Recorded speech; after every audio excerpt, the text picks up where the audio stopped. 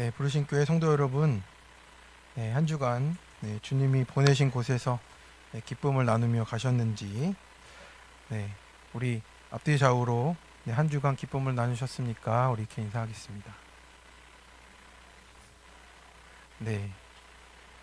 뭐라고 대답하나요? 나눴다고 하나요? 아니면 웃음만으로 넘어가시나요? 설교 전에 잠깐 요즘에 또 국가정보관리원회 좀 화제가 크게 또 나서 학교 우체국 부동산 온라인 정보 서비스가 다 지금 문제가 되고 마비가 될 것 같다 합니다. 그래서 그런 부분도 참 생기고 나라에 그런 일들이 있어서 속히 회복되길 좀 기도해 주시고요. 또 위기 속에서 지혜와 한마음 되게 해달라고 또 나라를 위해서 기도해 주시기 바랍니다.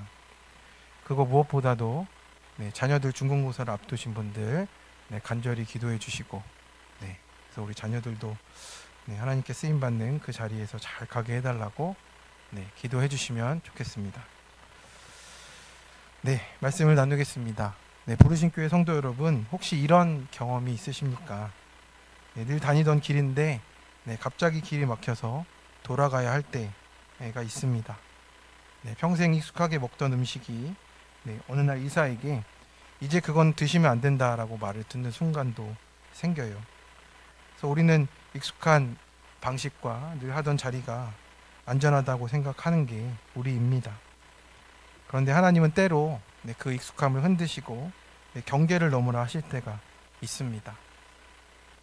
오늘 본문에 나오는 베드로는 지금 그런 상황으로 인도함을 받았어요. 그는 늘 기도의 자리에 그냥 나아갔습니다. 특별한 건 없었고요. 그냥 여전한 방식으로 정해진 시간에 정해진 자리에서 기도를 드렸습니다. 그런데 그 자리에서 하나님이 전혀 생각지 못한 환상으로 보여주시고 그 경계를 넘어가는 것을 말씀을 해주십니다. 지금 성령께서 그 길을 열어가고 계신 것이겠죠. 성도 여러분, 오늘 말씀을 통해서 우리가 우리의 익숙한 것을 넘어가서 하나님의 구속사의 한가운데로 나아가라고 하십니다. 하나님이 깨끗하게 하신 일을 내가 속되다 할 수 없고 성령이 보내시는 길을 우리가 또 가야 하는 것입니다. 오늘 이 말씀 앞에서 내 모습을 말씀에 비추어 보며 하나님의 인도하심을 띵크해 보고자 합니다. 첫 번째입니다. 여전한 방식으로 자리에 있을 때 인도해 주십니다. 10장 9절에 보니까 이튿날 그들이 길을 가다가 그 성에 가까이 갔을 때 베드로가 기도하려고 지붕에 올라갔다. 그래서 그 시각은 제6시더라 라고 합니다. 여기서 이튿날은 고넬료의 기도가 상달되어 응답된 다음 날이에요. 그러니까 고넬료의 기도가 시작이 되었는데 지금 하나님이 이 기도를 운행하고 계셔요.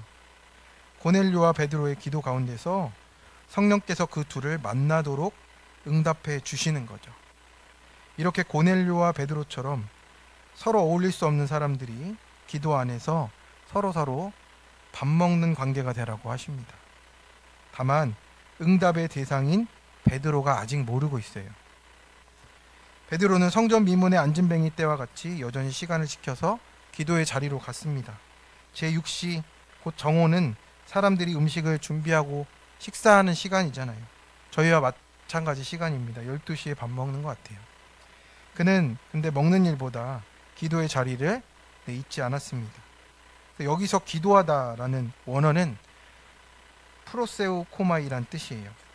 그러니까 프로스는 향하여고요. 에우코마이가 간청하다, 기도하다 이런 뜻입니다. 그래서 기도하다에 프로스가 합쳐지면서 방향성이 잡히는 거예요. 기도는 내 안에서 시작되지만 반드시 하나님께 향하게 돼 있다라는 겁니다. 자기 중심적인 요구가 아니라 하나님을 향해서 그 뜻을 찾는 자리라고 우리에게 말씀하는 거예요. 그렇게 기도한 후에 10절에 이제 베드로가 시장해집니다. 밥 먹지 않고 기도했으니까 그렇겠죠. 그래서 음식을 기다리던 순간에 하나님께서 하늘을 열어 환상을 보여주셨어요. 이때에는 기록된 성경이 없잖아요. 그래서 하나님께서 지금 환상을 통해서 베드로에게 특별한 일을 맡기시고자 보여주시는 겁니다.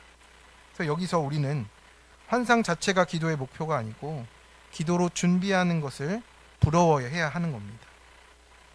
우리가 볼 것은 특별한 환상이 왔다, 이것보다 먼저는 베드로의 삶의 태도예요. 베드로가 금식하며 요란스레 큰 산에 올라가서 기도한다, 이런 게 아니었고요. 늘 하던 기도의 자리에 여전한 방식으로 하나님의 뜻을 구하는 자리에 있었다라는 뜻이에요. 뭔가 일어나게 해달라, 이게 아니었고 습관을 따라 말씀을 통해 기도하는 자리, 말씀 따라 적용하는 자리, 그 자리에 있었습니다. 그래서 하나님은 우리의 기도보다 앞서 행하심으로 미리 이루어 가시는 분이세요. 그렇기 때문에 그날 하나님 앞에, 말씀 앞에 또 기도로 뜻을 구하는 자리를 여전히 지켜가는 것이 하나님의 인도함을 보게 된다는 겁니다. 다만 기도 가운데 머물 때 우리가 하나님의 일하심을 보게 되어 있어요. 그래서 말씀이 우리를 들리는 환경을 위해서는요, 우리에게 영적으로 깨어있게 하시는 고난이 있습니다. 자기 깨어짐이 있는 거예요. 그래서 성도 여러분은 큐티를 하면서 기도할 수밖에 없습니다. 매일 나를 인도하시기 때문에 그래요. 그런데 말씀을 순종할 능력이 나에게 없으니까 그 자리에서 하나님께 내가 엎드려지는 것이죠. 그래서 그렇습니다. 내가 바뀐 만큼 상대가 바뀌어 있는 것이고요. 그러니 여전한 방식으로 그 자리에 있는 것이 계속 기도가 되는 것이고 역사하는 자리라는 것입니다. 그래서 기도는 내가 뭔가를 바꾸려는 자리가 아니라 하나님이 나를 바꾸시는 자리다. 여전한 자리를 지킬 때 하나님이 길을 열어 보여주시는 겁니다. 적용 질문입니다. 나는 하나님을 향하여 말씀을 듣기 위한 간절함으로 기도합니까? 형식적이거나 아예 안 하지는 않습니까? 여전한 방식으로 큐티와 기도의 자리를 지키며 매일 인도함을 받습니까? 둘째로, 하나님이 깨끗게 하셨으니 속되다 할 수가 없습니다. 이제 환상의 내용이 나타나죠. 11절 12절을 보니까 하늘이 열리며 한 그릇이 내려오는 것을 보니 큰 보자기 같고 내 귀를 메어 땅에 들이웠더라. 그 안에는 땅에 있는 각종 네 발 가진 짐승과 기는 것과 공중에 나는 것들이 있더라라고 하는 거예요. 그래서 하늘이 열려서 이제 하나님의 것이 우리 가운데 보여진다라는 뜻이에요. 하늘이 열렸잖아요. 그래서 한 그릇이 내려와서 네 발 가진 짐승, 기는 것, 공중에 나는 것, 구약의 율법에서 보면 부정한 짐승들로 가득한 거예요. 그러니까 유대인으로서는요, 이런 걸 보는 것 자체로만도 부정한 거예요. 아주 끔찍한 상황이 아닐 수가 없습니다. 그리고는 하늘에서 또 소리가 들리는 거예요. 우리 13절 같이 한번 읽어보겠습니다. 시작. 또 소리가 있으되 베드로야 일어나 잡아 먹어라 하거늘. 그렇습니다. 베드로야 일어나 잡아 먹어라 라고 하는 거예요. 아니, 뱀이 있고 돼지가 있고 정말 말도 안 되는 유대인들에게 요구하는, 음식으로서는 요구할 수 없는 그런 짐승들이에요. 그런데 하늘에서 그렇게 말씀을 하니 베드로가 놀랄 수밖에 없는 겁니다. 그러자 베드로가 즉시 반응하죠. 왜냐하면 배워왔던 게 있어요. 구약의 율법을 배워왔어요. 14절입니다. 같이 읽겠습니다. 베드로가 이르되 주여 그럴 수 없나이다. 속되고 깨끗하지 아니한 것을 내가 결코 먹지 아니하였나이다 한데. 그래서 여기서 베드로가 어떻게 말합니까? 구약의 레위기에서 정했던 먹을 수 있는 정결한 짐승들이 아니니까, 전혀 부정한 것들이니까 지금 받아들일 수가 없는 겁니다. 여기서 속되다는 코이노스라는 헬라어예요. 공통된, 구별되지 않은이라는 거예요.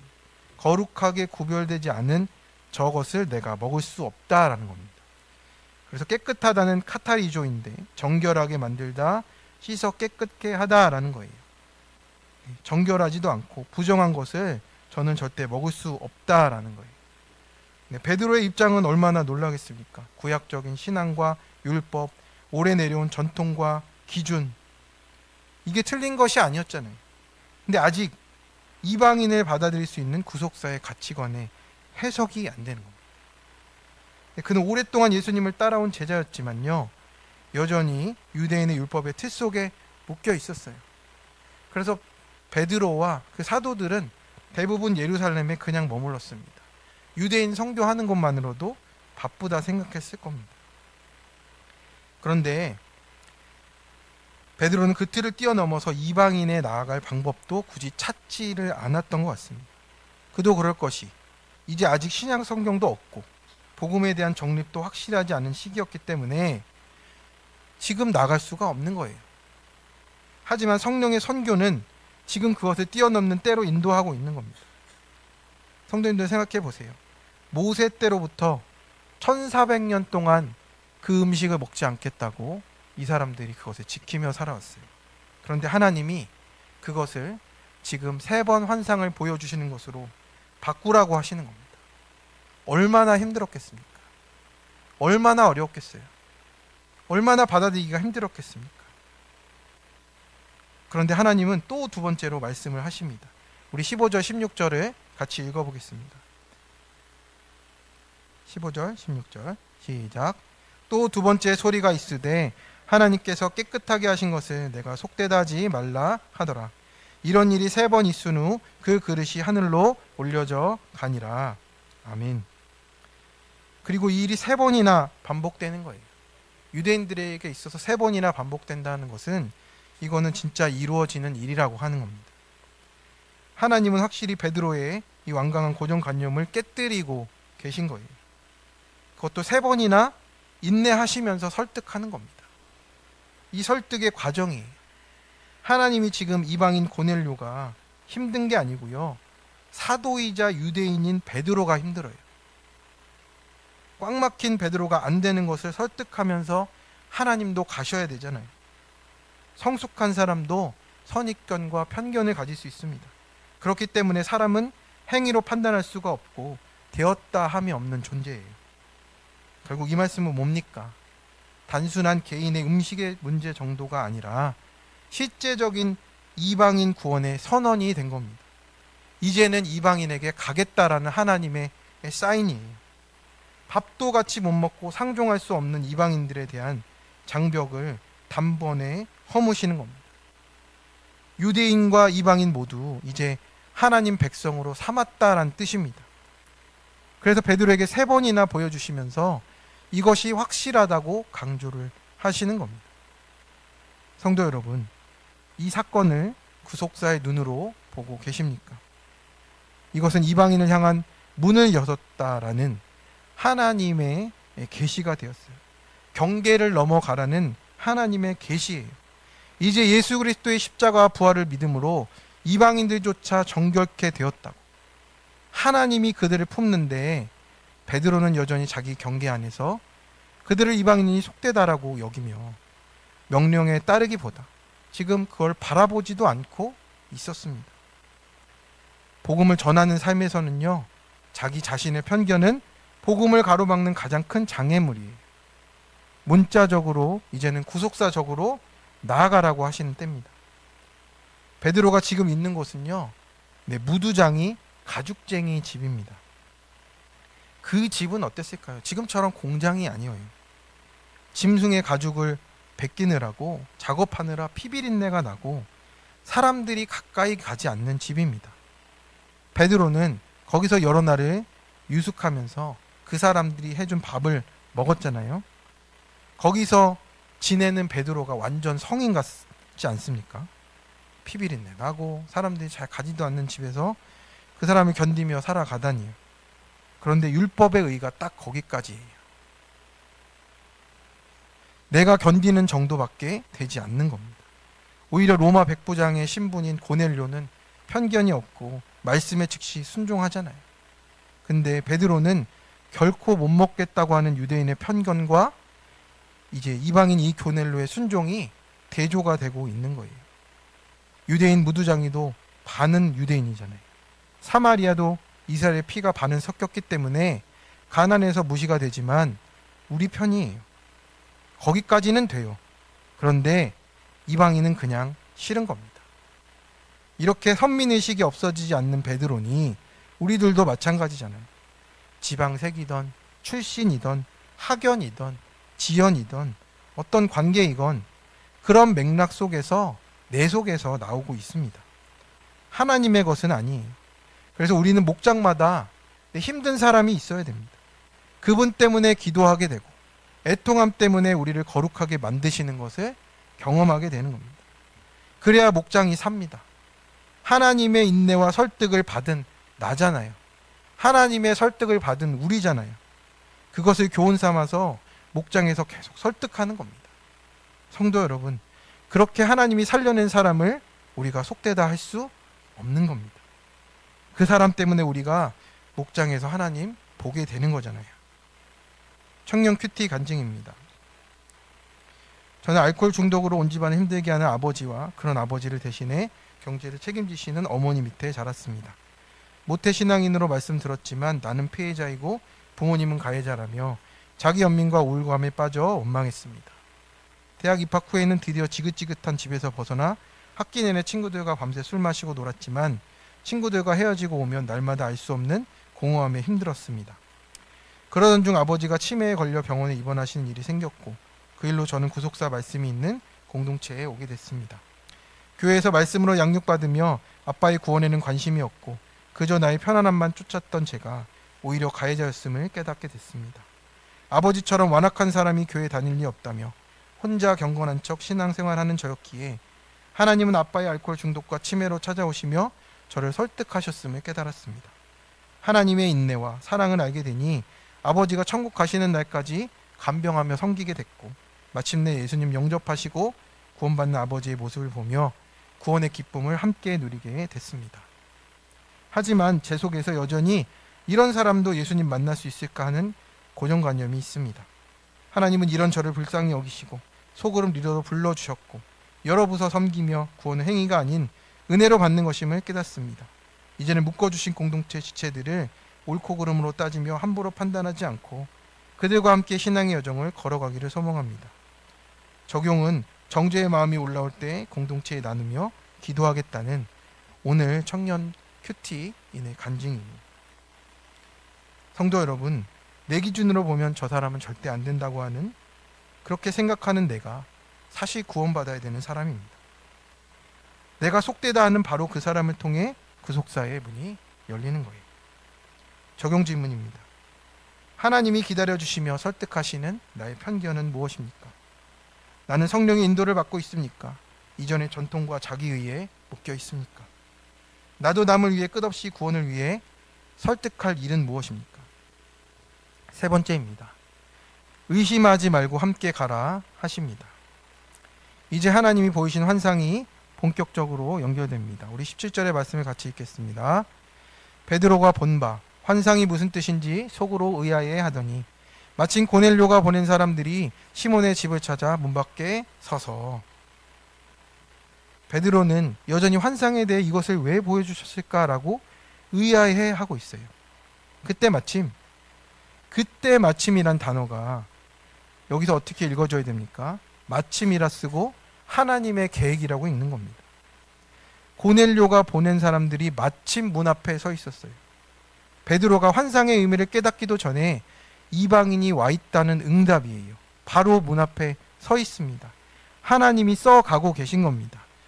마태복음에 마리아가 성령으로 임신했을 때 저 여자가 앞뒤가 안 맞는다며 요셉이 가만히 끊고자 하는 생각을 했다고 했잖아요. 그게 지금 의아해했다는 단어와 같아요. 그 의아함 때문에요, 예수님이 오시는 것을 끊어버릴 수도 있었다라는 거예요. 나 하나의 순종이 인류를 망하게도 흥하게도 할 만큼이라는 거예요. 그만큼 무서운 겁니다. 그렇기에 우리는 깨닫지 못하고 가는 것을 무조건 회개하며 가는 거예요. 내 생각이 맞다가 아니고 하나님이 옳다 하며 가야 돼요. 하나님께 달려 있습니다. 계속 이방인에 대해 고민하며 멈칫하는 베드로를 잘 아시기 때문에 성령께서 직접 그에게 말씀하세요. 20절 같이 읽도록 하겠습니다. 일어나 내려가 의심하지 말고 함께 가라. 내가 그들을 보내었느니라 하시니. 아멘. 그래서 여기서 중요한 말씀은 의심하지 말라예요. 원어로 디아크리노인데 판단하다, 의심하다, 갈등하다 이런 뜻이에요. 즉 내 안에서 계산하지 말아라. 두 마음을 품지 말라는 뜻이에요. 이 길이 맞을까? 이방인이 오라 했는데 그 집 가도 될까? 다른 사람들이 어떻게 볼까? 이런 자기 기준으로 따지지 말고 성령이 그들을 보내셨으니 순종하라라고 문 앞에 보내셨습니다. 함께 가야 할 지체예요. 이 모든 일이 하나님이 예비하셨다는 것을 깨닫게 하시는 겁니다. 이방인을 받아들이며 가는 것이 옳고 그름의 문제가 아니고 성령께서 함께 하셔서 말씀이 들리게 하시는 겁니다. 그래서 베드로는 내려가서 사람을 맞이합니다. 그들이 오게 된 이유를 듣게 되는 거죠. 22절을 같이 읽도록 하겠습니다. 시작.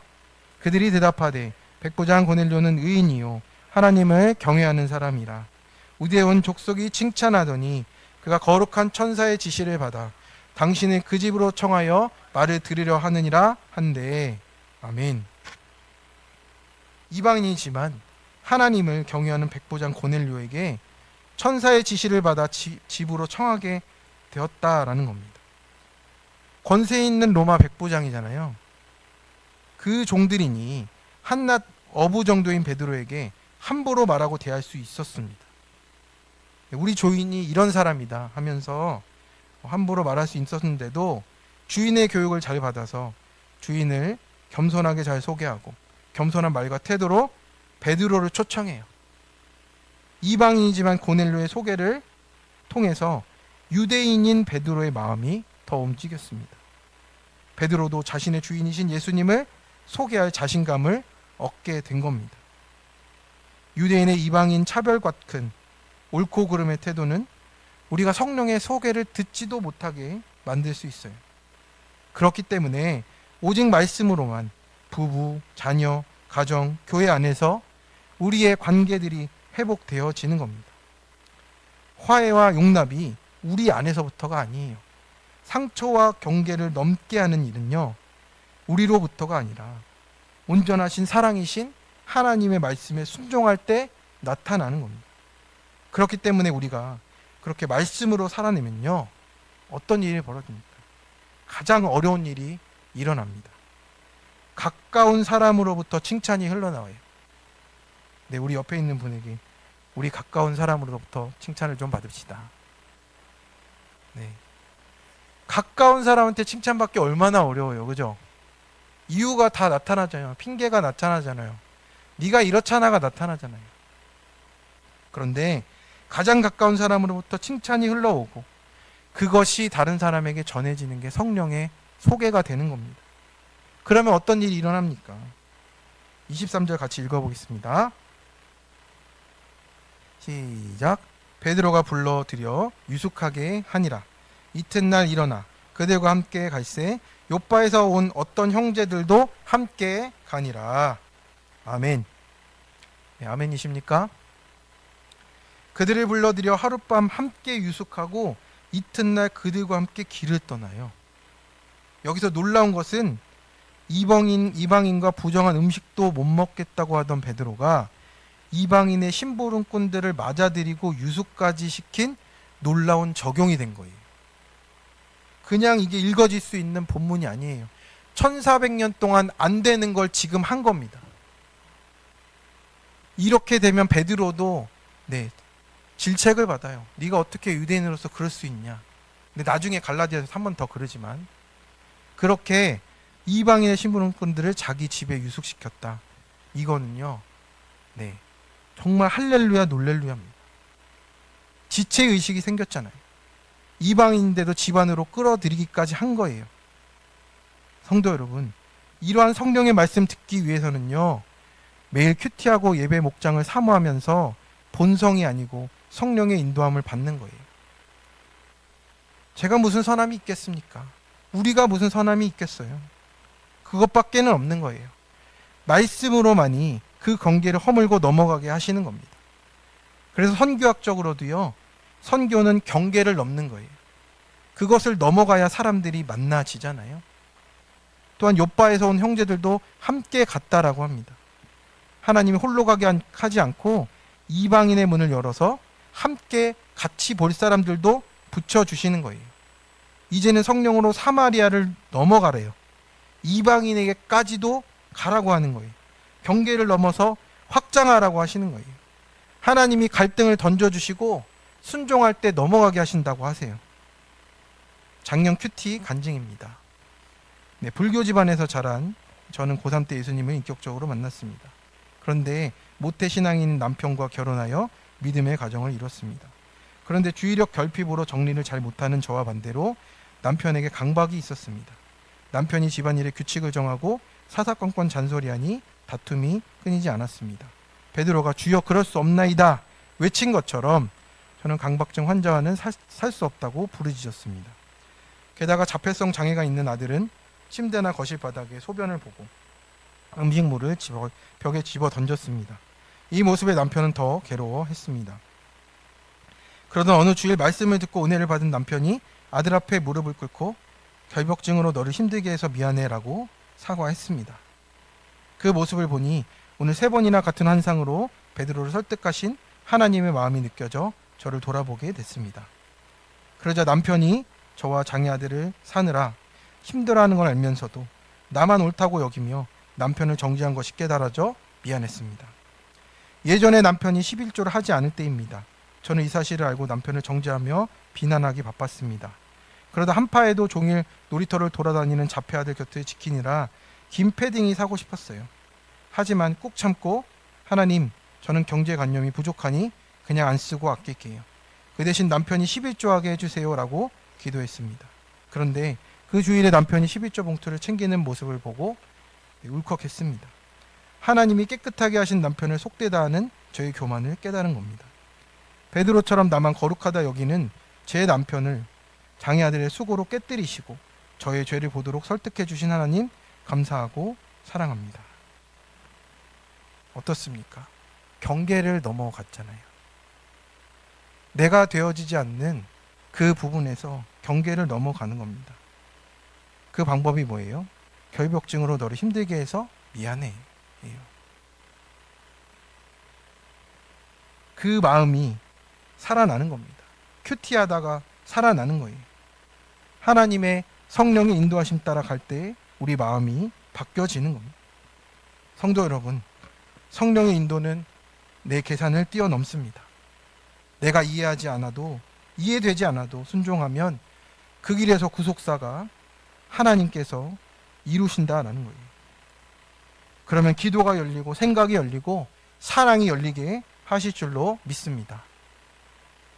적용 질문이에요. 성령의 말씀으로 지시하셔서 경계를 넘어 함께 가야 할 사람, 남편, 아내, 지체는 누굽니까? 지금 나에게 있는 의심은 무엇입니까? 베드로처럼 이방인들을 유숙하게 하도록 오늘 내가 해야 될 적용은 무엇입니까? 나는 내 옆에 사람을 어떻게 소개합니까? 역으로 나는 다른 사람에게 성령의 소개를 받고 있습니까? 네, 우리 이 시간 함께 찬양해서 나갔으면 좋겠습니다.